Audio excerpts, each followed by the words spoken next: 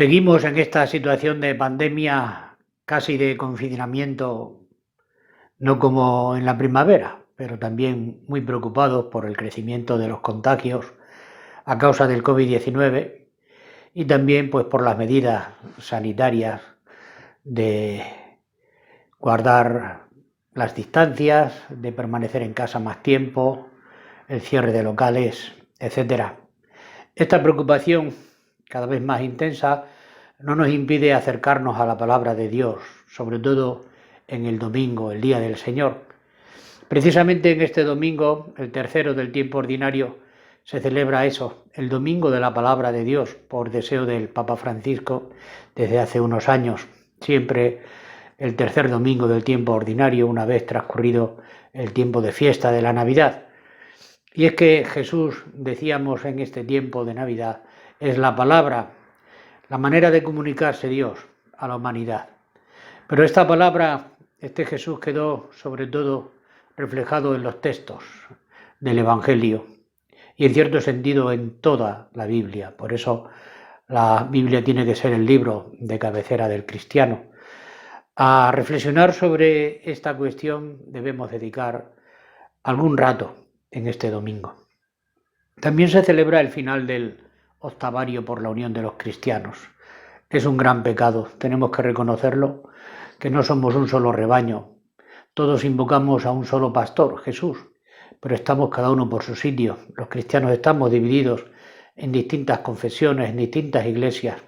Rezar y trabajar por la unidad es una tarea también de todos los cristianos. Y el Evangelio, en este caso ya de San Marcos, nos sigue hablando de que Jesús elige a sus discípulos. En este caso ya nos dice San Marcos que Juan Bautista lo habían hecho prisionero, estaba encarcelado, por lo tanto que algunos de sus discípulos seguramente se vinieron abajo, otros, como ya hemos visto, se pusieron a seguir a Jesús.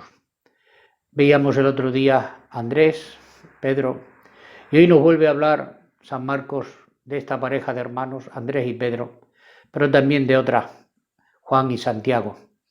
Jesús llama a sus discípulos, pero lo hace precisamente cuando se lanza hacia la calle, cuando sale a la calle, cuando va a Galilea, al mundo, diríamos a las realidades temporales para proclamar el anuncio del Evangelio. Es la llegada de la buena noticia. Y la buena noticia, en síntesis, queda expresada en esa frase: el reino de Dios ha llegado. Ese es el Evangelio. Esa es la buena noticia. Que Dios ha entrado en el mundo, está irrumpiendo en el mundo para hacerlo nuevo. Y este es el sentido de la vida de Jesús. Por eso cuando llama a sus discípulos los invita, como hemos dicho ya en otra ocasión, a que estén con Él, a que le escuchen, a que compartan su vida, a que le imiten y particularmente a que participen en su proyecto. Y el proyecto de Jesús, en síntesis, es este: llevar el Evangelio, anunciar que el reino de Dios está, trabajar por la construcción del reino de Dios, por un mundo nuevo donde Dios sea reconocido y donde todos nos veamos y nos tratemos como hermanos, que seamos capaces de llamar a Dios Padre y de trabajar por valores que construyen un mundo nuevo: la paz, la justicia, la libertad, la fraternidad, la acogida, la apertura al otro, mil cosas. Y para esto Jesús nos llama y dice el Evangelio que es necesario una disponibilidad absoluta. Los discípulos abandonaron todo, su trabajo, su familia, a la voz de Jesús que les decía: convertíos. La palabra conversión es muy propia de la Cuaresma. Hablaremos de ella seguramente, si Dios quiere, en la Cuaresma. Convertirse no es cambiar un poco, es tanto como darse la vuelta, es cambiar del todo, es orientar la vida de otra manera. Y nosotros los cristianos, discípulos de Jesús que queremos ser, tenemos que orientar la vida hacia Jesús y su proyecto, que es el reino de Dios.